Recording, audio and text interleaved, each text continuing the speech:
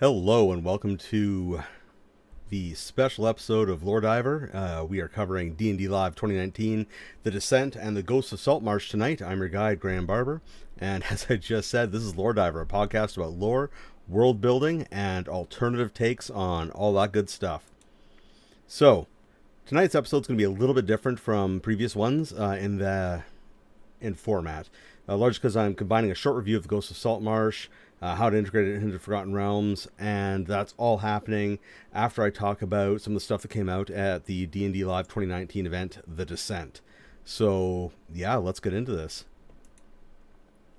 So, D&D Live 2019, The Descent. This was actually my first experience with anything of its scope or caliber at all.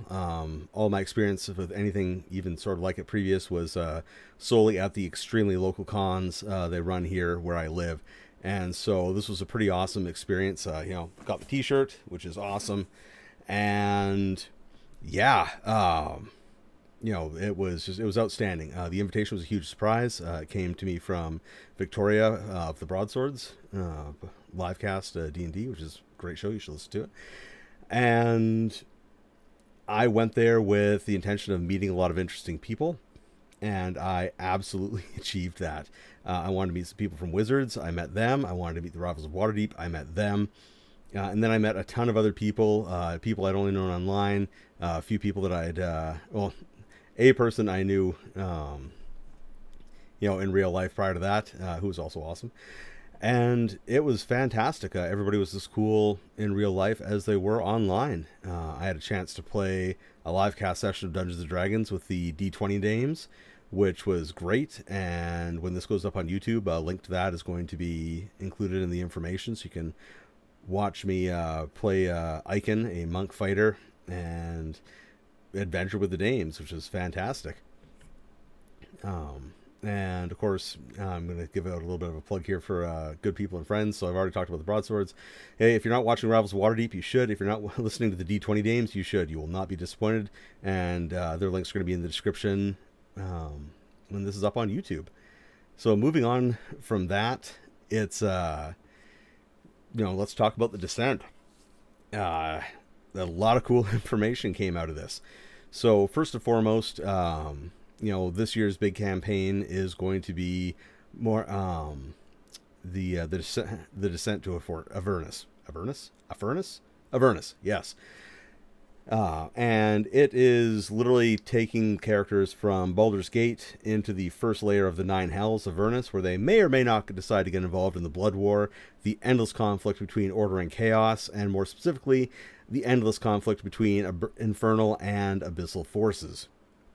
They've taken a really distinctive approach to this, adding a very strong Fury Road element to the whole thing, with soul-powered vehicles and vehicular combat, in addition to the usual demons and devils slugging it out and all that sort of stuff along the river Styx. So, a lot of options to go with this, and I can quite honestly say this is the most excited I've been for a Dungeons & Dragons product in a very long time. It's not very often that characters get to jump to other planes anymore in games, and even less often are they given an opportunity to run around in giant Fury Road style vehicles, wreaking havoc across the first layer of hell. This doesn't happen too often, so I'm excited for that. The next big thing, and this is huge for a lot of people from the 3.5 era, and that was the announcement of an Eberron hardcover book. Now, Eberron, for those who don't really know what it's all about, it was a 3.5 edition phenomena. It was the result of a create a world and we will publish it contest that Wizards ran, and this setting won. And it quite honestly stretched Dungeons and Dragons in ways and directions that it had not been stretched since Dark Sun. It went heavy into what sometimes referred to as Arcanopunk or Dungeon Punk sort of adventure. A lot of really neat ideas, a lot of abandonment of sort of some of the sacred cows of Dungeons and Dragons. So it was quite interesting. And there was an online PDF that was released a little while back. It left a lot of us with kind of cold feelings. We're like, okay, this is really incomplete product here, and there's some stuff missing. I would like something more. And so apparently more is coming. So like, I'm excited for this book, and a few of my friends that I told about this are pretty much ready to like just explode. So that's good. The last big thing that grabbed me announcement-wise was the D&D Essentials box set. This is sort of like an enhanced version or a bigger version of the beginner set they came out with at the beginning of 5th edition. There's more classes, a bit more information, and more importantly, to me, is that there's a sequel / expansion to the Lost Mines of Phandelver. Now, pardon me, I never got the basic set. However, the Lost Mines were the adventure for D&D Next, which was the playtesting phase for 5th edition. And I was all about it. I loved it. It was fun. It was, heavy where it needed to be heavy, light where it needed to be light. A buddy of mine was running it, and because I was late, I was working on the coast as a scientific diver at the time. So by the time I joined the game, the only character that was left was the dwarf, and I never played dwarves, so I said, fine, I'll play this dwarf. And things went off the rails very quickly. But it was a lot of fun, and I may actually pick this one up, not because I want the basics, like the essential set, but because I want that adventure.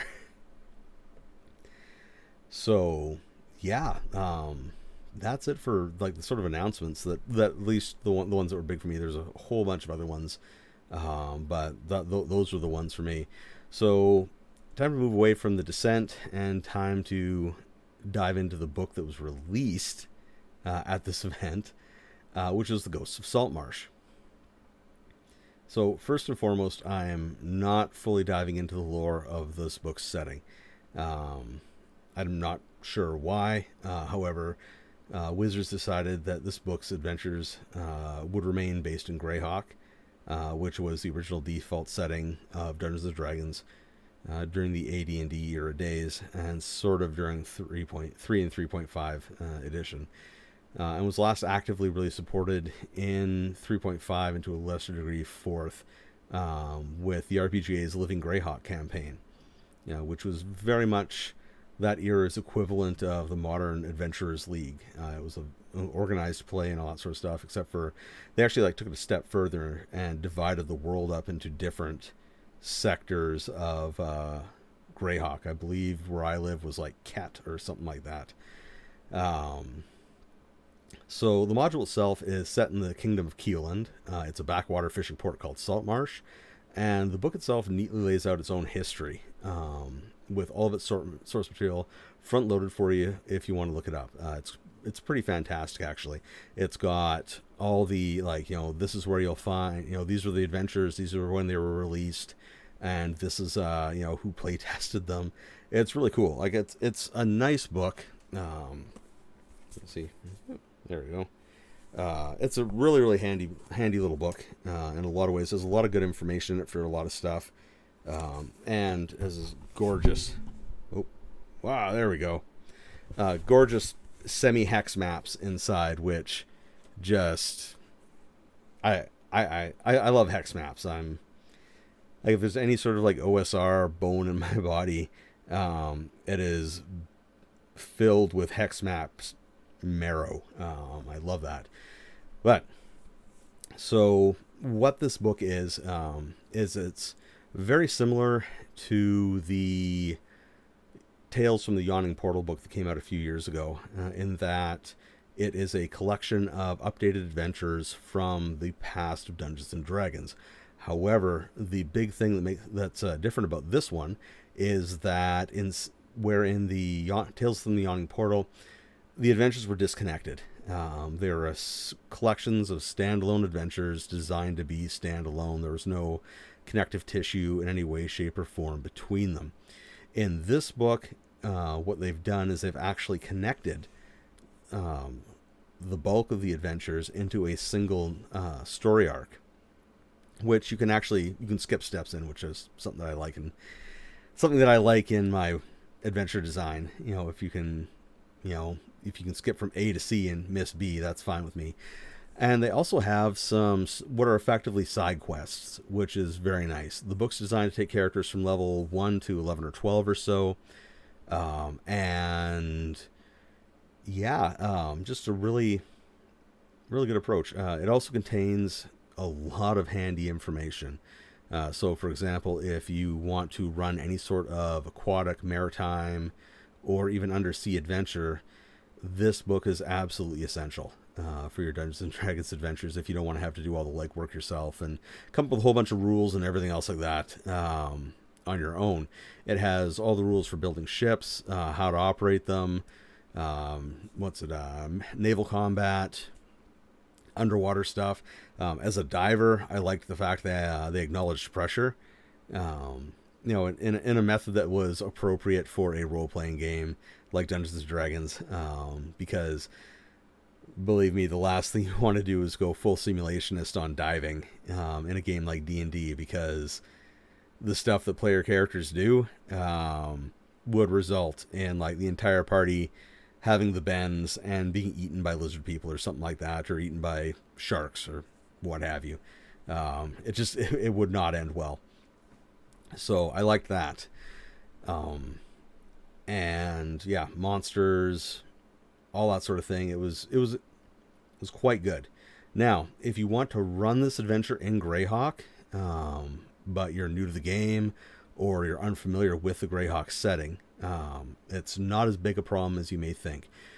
Even though Forgotten Realms is the default setting today in the game, Greyhawk remains the foundational lore source for a lot of the game. So a lot of the stuff in the monster manual, the lore in that is actually Greyhawk lore. It's just sort of the generic lore for the game.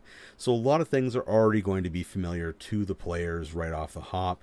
There's not a lot of things you need to switch out or alter. Where you are going to run into some issues is if the players want to leave Saltmarsh, because there's not a lot of information in there about stuff outside of the immediate environs of Saltmarsh, and even that's a little patchy, and I'll talk about that in a bit. And like, there's very little about the Kingdom of Keeland. There's little about its neighbors. There's not even a lot about the Sea Princes, the literal pirate nation that is to the southwest of where the game is happening. So the best resources I was able to find on this sort of thing was actually the Living Greyhawk stuff. All the stuff from 3rd edition and 3.5 edition is still available online. It's free to read, and it is a great way to get yourself up to speed for running the campaign in Greyhawk. The other thing being that, with the exception of Dragonborn, all the races in the player's handbook are also... There's literally nothing on the Sea Princes. Yeah, they're mentioned by name, and that's it. You'd think they would be more important, given that they're a pirate nation, and that you're in a small backwater fishing village. Well, it claims to be a city, but it's a village or small town that is dependent on, the ocean for life. And does a lot of smuggling, too, apparently. So you'd think that'd be there, but it was not. But yeah, the Living Greyhawk, all that information is still online. It's still available, curated very kindly by Wizards. So look it up, read up on it. As I was saying, the player's handbook, everybody except for the Dragonborn are native to Greyhawk, like the stat sets and everything else like that are the one, and even the names, like High Elf, Wild Elf, all that sort of stuff, that's all Greyhawk. So Dragonborn, you'll need to do a little bit of dancing around to explain their presence, but I mean, the place has been blasted by magic more times than it probably feels comfortable with, so seeing a dragon man walking down the street, probably not going to ruffle a ton of feathers in most areas. But yeah. And there's one other thing. This is sort of a side thing, but this game's release may have the side effect of opening up Greyhawk in the DM guild for writing. So if you're into Greyhawk or have friends who are big into Greyhawk who want to do stuff for that, absolutely keep an eye out, because that seems to be the pattern that Wizards has followed, and that's they release the book in a campaign setting, and then that campaign setting is opened up in the DM's Guild. We saw it with Forgotten Realms, we saw it with Ravenloft. Yeah, so just sort of watch and shoot with that one, and if that's your thing, absolutely go for it. Let's see here. I believe Chris Lindsay said it's not opening up on DM's Guild at this time, but I'm not 100% certain on that. Yeah, that's fair. As I said, it just seems to be the pattern. It may take a while, but one can hope. And I know there's a lot of Greyhawk fans out there who are in fact hoping that it will happen, because in my opinion, for a setting as horribly put together as that one, like, it's the only setting I know that has less sensible, like, geographical and climatological layout than Forgotten Realms. People really love it, so hopefully they'll get that. So let's dive into the actual review section here, and in it I follow a bit of an AAR pattern, like an after action review pattern. So what went well, what went okay, then things that I feel could need improvement. So what things that went well? The original adventures were a loose continuity based around the settlement of Saltmarsh. The design team on this book did a fantastic job stitching them into a larger narrative, with several interesting side quests. It's not easy to do in any way, shape, or form, to take separate adventures, even if they're happening in the same area, and lace them together. But they did it. They did it well. Yeah, fantastic. It made reading through the book a pleasure, because I could see where things were connected, and I could see, okay, well, this adventure is actually a side quest. Doesn't have a ton to do with the main storyline happening, but it's a cool thing that the players can do if they're tired of doing the main deal. The next one is fight or no fight options. And people who've been following me for a while on Twitter may have seen me lament the absence or lack of use of reaction rolls. And what reaction rolls are, for people who aren't familiar with it, is that when the party encounters a monster or a group of monster folk or beast folk or something like that, the DM would roll 2d6, and that would actually determine their attitude towards the players. Sometimes they were just chilling out, having a quiet day, no desire to fight. Other times they were hostile. Sometimes they would want to talk to the players. Other times they didn't. It was really cool. It added some great nuance into the game. It made it so you didn't have to fight every time. And sometimes you even get cool information or items or stuff like that, or even form long-term ally situations, like alliances and stuff like that. So it was really cool.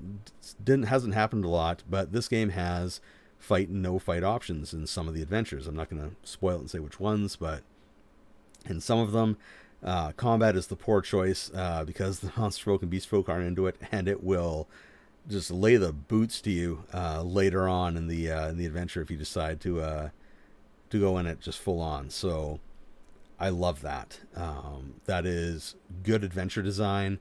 It is creative. Love it. Next up, seagoing vessels and sea-based magical items. Okay, I'm a scuba diver, commercial, scientific, recreational. I've had the certifications. I've done it all. I love it. I love aquatic and marine-based adventures. This book has the rules and items in it that makes me very happy for these things. It opens up new venues of adventure. It opens up new possibilities, new vistas, all that sort of stuff. So it is a great book for me in terms of that sort of information. It also has a selection of nautical and maritime themed backgrounds that are not just appropriate to this book, But if you are playing in the Forgotten Realms and you're on the Sword Coast, or you're in the north, or pretty much anywhere with a coastline and a city that has boats, ships, or a collection of people who figured out how to tie logs together to go on the water, these backgrounds are extremely useful. So, yeah, great for that. This description of the town, I refuse to call it a city, it's 5,000 people around, that many. The description of Saltmarsh is good. It is one of the better city descriptions, or urban descriptions. I keep calling it a city. But it's one of the better descriptions in 5th edition that I've encountered. It's concise. It gives good information. It lays out what areas are important. The maps that work with it are fantastic. There's a lot of details in there that will keep both the DM and the players interested in the place once they've sort of got their feet under them for the adventure. And finally, for the last thing, and things that went well for me, the monster stat blocks. Okay, I live for nuance and variety in my games, and this book came through in spades with that for monsters. It has bullywugs with magic. It has the colynths. Like, colynths do not get nearly enough love. They are aquatic, like maritime hobgoblins. They give the Shahagwin? I'm just going to call them Shagwin. I mispronounce it all the time. They give the Shagwin a run for their money on viciousness. Yeah, like, these guys are bad news, and they are in this book. So the Shahagwin, there's Lakathas. It's great. And it gives, like, different types of each monster, so it's not just a single monolithic stat block, like all of this monster will be this. They give a few different groupings of it, so you can add in that bit of extra nuance and adventure and all that sort of stuff. So that's good, and I loved it. It's going to make your coastal, marsh, marine, or aquatic adventures that much more fun. If you're the DM, players may have different opinions about things when you spring, like, bullywugs with magic on them. They may disagree, but that's player problem. So, on to what went okay. So these are things that they went okay. They weren't bad. They weren't fantastic. So they went okay. So the art. The art was nice. It was diverse for gender. Had lots of black characters. However, as has been pointed out in discussions I've been having recently online, there's not a lot in the way of Asian or other people of color in general represented in the art. I think there's like one or two dudes in the art that you can say, like, yeah, that guy's probably Asian, but like that was it. So this got bumped down from well to okay. Wizards been doing a lot better in getting their art to represent a wider swath of players and variations in the player races in game. Some stuff hasn't changed. Like, I have, even though, like, for example, sun elves are described as having, like, dark skin, I have yet to see a dark skinned sun elf in any of the books. They're all, alabaster white. Yeah, this was got bumped down from well to okay. The next was the styes. Now, I love the styes. It grabbed my imagination way more than Saltmarsh did, and it is completely and tonally inconsistent with the rest of the modules in the book, and with Greyhawk and the Forgotten Realms, for that matter, in general. It's awesome. Like, it's functionally, it's a magical industrial, Arcanum industrial city, Arcana industrial. It's a magic industrial area. Like, there's alchemical waste leaking into the water. Borderlines on some, like, 40k levels of, like, or even like Warhammer levels of like nastiness and downtroddenness. There's evil afoot. They're solving murders. There's all sorts of stuff happening in it, and just really, really, it grabbed my attention. I was like, wow, this looks awesome. and it was too short. It's a single adventure. Realistically, it deserved its own book or a PDF supplement to the Ghosts of Saltmarsh. It needed to be bigger. The styes needed to get the same treatment that Saltmarsh did for describing the city, the town, the people, all that sort of stuff. It needed that to really like make it work. And as it stands, it's okay. You're like, okay, this is cool, but it could have been better. It could have been a lot more interesting. It could have had a lot more detail and stuff like that happening in it. So yeah, that one got downgraded. And now on to what needs improvement. And these are areas of the Ghost of Saltmarsh that I feel, as I read through it, that needed to be done better, or like improved, and to make the supplement and make the modules the best they could be for the largest number of people. So first off, the maps are nice. I'm a GIS tech in real life. In the army, I'm armored reconnaissance soldier. I live and die by maps. The maps in this game are beautiful, but there's a lot of mention and then don't show or expand going on. So stuff is mentioned in the text, not shown on the maps, and not explained anywhere else. So, examples. Wild elves are described as being highly active and being a nascent nation state, which is a pretty big deal. Even if you're in a backwater area of a major kingdom like Keeland, the fact that there's enough wild elves and that they have enough clout, power, and authority to control an area and be developing into a nation state is pretty serious. That's it. That's all you get. No names of leaders, nothing about them at all. So that was like, okay, this is cool, but where's the information? Like, where's the stuff that's telling me what's going on here? Next thing you know, there's halfling villages around the place in the hills. No information on where they are, their people, anything. It's just, there's halflings in the hills. That's not on. So this was quite frustrating to me, because in a setting that has been as poorly supported in recent years as Greyhawk, this is information that needs to be there. If you're giving out a book that's happening in an area that people are becoming increasingly unfamiliar with, that needs to be there. You need to expand on that world. Like, you don't have to do the whole world. Like, it doesn't have to be a Skag style book, but you have to cover what's in the world around the adventure itself.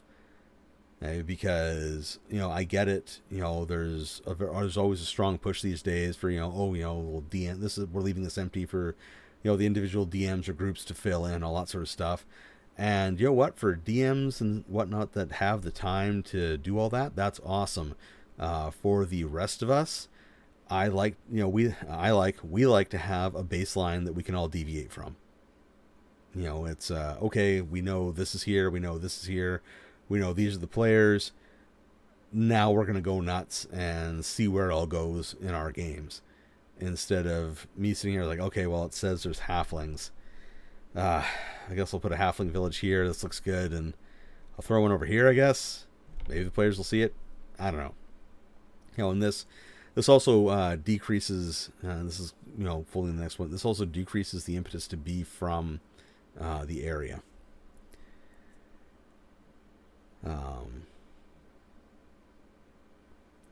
The next one here is everyone is an island in this game, like in this module book. Humans, halflings, wild elves, sea elves, Kolinth, Lokatha, lizard folk, and Shagwin are all living within literal spitting distance of each other. But there's no meaningful interactions, no meaningful relationships, there's no connectivity between any of their communities at all. They are all essentially little islands that are floating by themselves. The wild elves are out in the woods that aren't being flooded by an abyssal nightmare. Halflings are scattered through the hills. Dwarves are mostly in their mine. Humans are mostly in town. Lizard folk are mostly in the marsh. None of them interact. To me, this is a great example of the worst aspects of atomistic world building, where a lot of effort goes into developing a specific area or concept, and then this effort goes into creating one that's right next to it, and there's no overlap. Like the Venn diagram doesn't even touch. It misses out on a lot of possibilities for RP. It misses out on a lot of possibilities for adventure. For example, with this particular mix of peoples and races around the area, these adventures could be done entirely from the perception of lizard folk trying to retake a lost keep. It could be done from the perception of, Kolinth or Sea Elves having to build an alliance with the humans on land and other groups to, fight with the Shahagwin. Everything's pretty much against the Shahagwin. Shahagwin are jerks. They are the worst. But it missed out on like a whole alternate perspective on these adventures, because everything was assumed to be happening on dry land. Everything was assumed to be starting on dry land. Everybody is on, it's all based around the town, ignoring that there's stuff around the town that should be part of it. So, yeah, like that really needs improvement. That's a very old school design philosophy in D&D, and that's like the all things are separate, nothing touch. It's like my food can't touch each other sort of thing happening with all these different groups, when in reality they should be interacting, communicating, touching, all that sort of stuff, and having that sort of thing going on, because that's what makes for more exciting and dynamic worlds. And the final one is the confusing description of the town, and not much reason to be there. And this this was a huge thread on Twitter the other day, and it ties in with the previous issue. Even with the backgrounds provided, with the exception of the hometown hero one, which is definitely like, that is incontrovertibly you are from Saltmarsh if you've taken hometown hero as your background, unless you do some really crazy gymnastics when you're writing. Hey, but most of it can easily be shifted. Like the benefits from being from Saltmarsh could easily be shifted over from being part of your background to just the result of the players arriving in town and hanging out for a bit, and getting to know the locals, and getting to know the smugglers, getting to know the town watch, getting involved in politics maybe a little bit, because they're adventurers, they got some money to spend. So it didn't grab me. Like, there's nothing that really got me going and thinking like, man, like I want my character to be from Saltmarsh. I was like, yeah, like this is like, you can't be both like a tiny backwater like fishing / smuggling town, and also be like super cosmopolitan. Like I've been to these sorts of like small like fishing towns and stuff in real life, and they are not super cosmopolitan. Like, they are not seeing huge trade from other lands. They are not seeing like all these exotic like player races and groups coming through and stuff like that. That's not happening, and it created sort of a dissonance, because you can't keep describing a place as being a backwater and then be describing it as like this place where like all people are coming and meeting and no one even bats an eye when they see this or that or the other. Like, that's yeah. So that was all that. Like overall, like if I were to give this adventure module set a letter grade, I would give it a solid B+. There are some issues. None of them are insurmountable, I think. None of them are like absolute showstoppers. There's definite quality to it, and this could very easily, in several instances, be neatly slipped into existing campaign settings. Like, you could very easily like take some of the stuff happening in here, slide it into your game, have it happen, and your players wouldn't even know they were playing Saltmarsh. If you changed up the names and stuff like that. So, yeah, solid B plus. Some areas need improvement, other areas good to go. Yeah, love those monsters and that ocean stuff. It's great. It's great. Anyways, next up, okay, integrating it into the Forgotten Realms. So, the Forgotten Realms is the default campaign setting right now for the game, for 5th edition. It's not a question, it's fact. And that they've released this book that's happening in another campaign setting might seem a little bit problematic at first, especially because, unlike Ravenloft, you're not being drawn into another world and then spit back out when the adventure's done. This one's supposed to be happening as part of the regular world. So how do you take this and blend it into the Forgotten Realms in such a way that not only does it make sense, but it remains fun for your players to play? So first off, location. Okay, there's no Azure Sea and there's no Saltmarsh town in Forgotten Realms. At least not one that I've seen. There might be. Saltmarsh is a solid name to give to pretty much any small town or fishing village or something like that that's in a brackish marsh area. You don't even really have to change the name. However, the location does matter. And it matters because of the flora and fauna that are running around, in addition to the regular humans, dwarves, elves, all that jazz. There's crocodiles, there's lizard folk, and all sorts of sea races, all that sort of stuff. So, in my opinion, if you're going to integrate this game into the Forgotten Realms campaign setting, anywhere that is tropical to warm, temperate, with a coastline or a Great Lake, can support these adventures. And that opens up a ton of space. Like, that is pretty much everything from like Tether down, or even like Amn down on the Sword Coast and into the Lands of Intrigue. The Shining Sea, the Great Sea, Lake of Steam, all that sort of stuff, opens up a huge amount of area that you can slide these adventures into.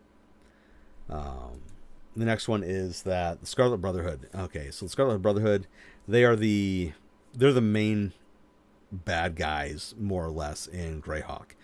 They are plotting to try to return the Sul Empire to be, and they're kind of a combination of like Nazis, the Red Wizards of Thay, and I don't know, like a bunch of monks. That's sort of like this. They're like this weird mix like that. And obviously they don't exist in the Forgotten Realms. However, switch them out for the Zentarum or the Red Wizards, and you're good to go with a few motivational tweaks. The Zentarum, they're always looking for trade. They're always looking to dominate areas. Places like Saltmarsh are exactly what they're looking for when they're looking for a place to dominate. And it's small. It'll be relatively easy to dominate. It's a major smuggling location. So it fits in because the Zentarum, believe it or not, huge on trade. Like, indescribably evil in so many ways, but really big on trade. Like, it's their bread and butter. Like, you could very easily run a not evil Zentarum game based solely around trade. The more you know, I guess. With the Red Wizards, again, a few motivational tweaks. The Red Wizards, they want to control stuff. If you're involving them, you're probably going to be switching this campaign to the Sea of Fallen Stars or something like that. Bring it closer to Thay. Maybe even the Alamber Sea or something like that. There's going to be a whole bunch of stuff, that would happen if you do that, but they will work. Like, they can very easily be your villains. I just got to do a few little tweaks, a few little adjustments. So where does it actually fit well? So the southern coast of the Sea of Fallen Stars are in the Vilhan Reach. So this is around Termish, Akanal, the lands that were once known as Chondath, because they got destroyed bad during all the events. Jacinta. You could even drop this down in like the Alamber Sea sort of area. This is just talking about with Red Wizards of Thay. You could put it down by the Lake of Steam, on the Chultan Peninsula, anywhere around the Shining Sea, or like along the Shining South. The big thing to pay attention to, though, let's see here. Oh, got a question. Let's see here. Dragon Heist actually split the Centaurum into an evil group and a group that's all about trade. Nice. See, I need to read all of Dragon Heist. I haven't read all that book yet. It is on my list. I need to do that. Back on track, though.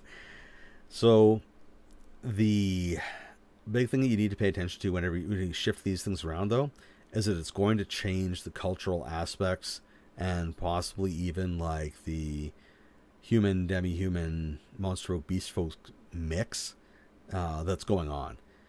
The underwater stuff can stay relatively the same, like Shahagwin, Lukath, Kolinth, all that sort of sea elves.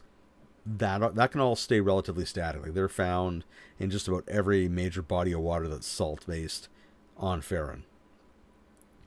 But the stuff on the land is going to change.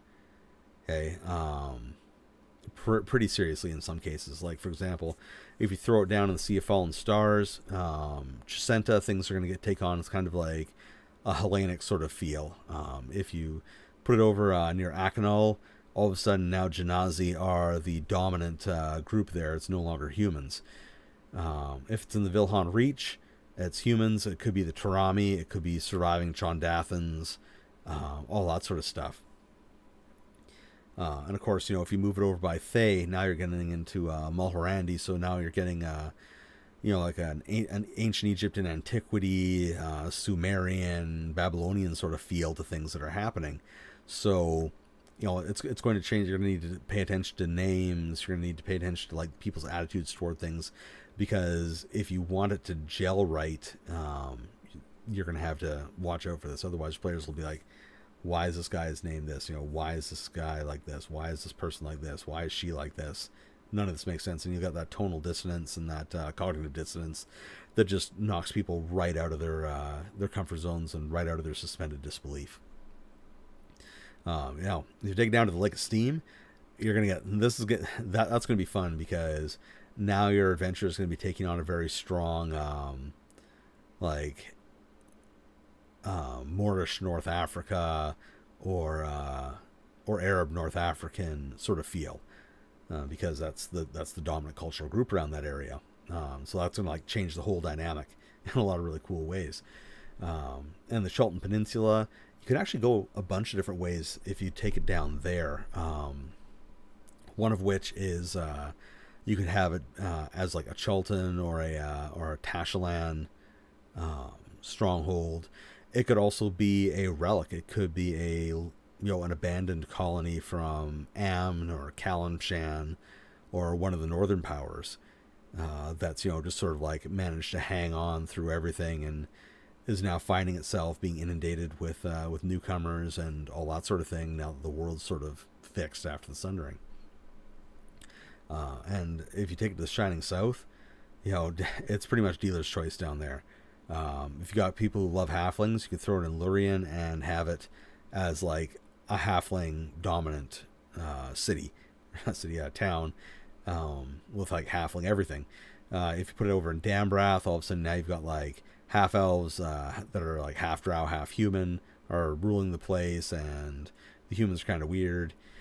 And then like a lot of the rest of that area, you've got a very strong like South Asian coding going on. So yeah, a lot of options. You just have to pay attention to names and everything else like that, and make changes where you need to do. And so yeah, that's all just stuff to be aware of on that one. Yeah. It could fit it into other worlds too, I suppose. Well, other worlds that are available and stuff like that. yeah, if you put it into Eberron. I don't think it would fit very well in Ravenloft. I think that things would get very Lovecraftian very quickly, like bad Lovecraftian, like not the good kind, but like the bad kind where like the players are being eaten by everything constantly. Um, and as towards integrating into an existing campaign, um, this actually works best. And I know I come back to this particular campaign a lot. The Tomb of Annihilation, it works amazingly well with it, especially if you opt to. Oh, hang on, so here. What about using the Saltmarsh as a proxy for Luskan? Yeah, that could work. You'd probably have to shift things around with like the lizard folk and a few other things because Luskan is cold as hell, so they probably would not be happy campers up there. But you could use it as a stand-in for Luskan fairly easily. Yeah, I'd read up about it, change names, make sure that the Luskan related characters are there, and there'd most likely be a really strong orc influence going on too. So yeah, it could definitely be used as a proxy for Luskan. Back to what I was saying a moment ago, though, it works incredibly well with the Tomb of Annihilation. The climates are right. As I said, it can be brought in multitude of different ways to that area. And all it takes for you to get your players there is for there to be no teleportation option at the beginning of the game. Got a question here. Isn't the south of Waterdeep somewhat marshy? It could be a whole split off of dragon. It could be. If you head south, down towards Amn and those areas, it could very much fit in. You'd have to give it enough space to get it away from the major coastal cities, though. Otherwise, it would sort of fall under their footprint, and a lot of the stuff going down in the area would be attracting bigger attention than it does in the actual campaign, because that's one of the things that lets this campaign be what it is that it's such a backwater area that until recently nobody cared about it. Let's see here, south of Candlekeep, south of Candlekeep, definitely south of Candlekeep. Back to Human Annihilation, though. Have no teleportation option. Toss characters onto a ship and send them on the proverbial 3-hour cruise. You can get them blown off course, and they can land anywhere along, like in the Shining Sea area. So that's Kalmashan, the Border Kingdoms, Chultan Peninsula, even maybe parts of maybe just east of Chult. Crash there, encounter Saltmarsh, go. It would let them get their feet under them in a less hostile environment than Chult. And you could use it to sort of like build them up and get them going, because you don't necessarily have to go like level 1 to 11 or 12 with it. You could cut it off around 5 or so quite easily, because there's several areas where you could skip right to sort of like the final adventure. So that it works extremely well for that. If you want to put it up north, it could be mixed in with the Storm King's Thunder. Not as easily, but it can work. The elemental evil stuff, I couldn't think of a good way to bring it in. And with the Out of the Abyss, where everyone starts as drow slaves, that was actually the best one I had, because it involved the characters like going through a whole bunch of stuff at Saltmarsh, and like that being the opening of their adventure, and then for some reason going to investigate the dwarf mine, which is broken through into a strange cavern where they encounter drow and they're enslaved. Thus kicking off their adventure together. After several successful adventures, all of a sudden, oh hey guys, we're drow slaves, life's good. So yeah, that is my take on Saltmarsh. yeah, it can be mixed into Forgotten Realms. Just needs a little bit of tweaking. And overall, as I said, B plus game, B plus module, pretty decent. So, next episode. The next episode, I'm actually going to be doing, the Suruk.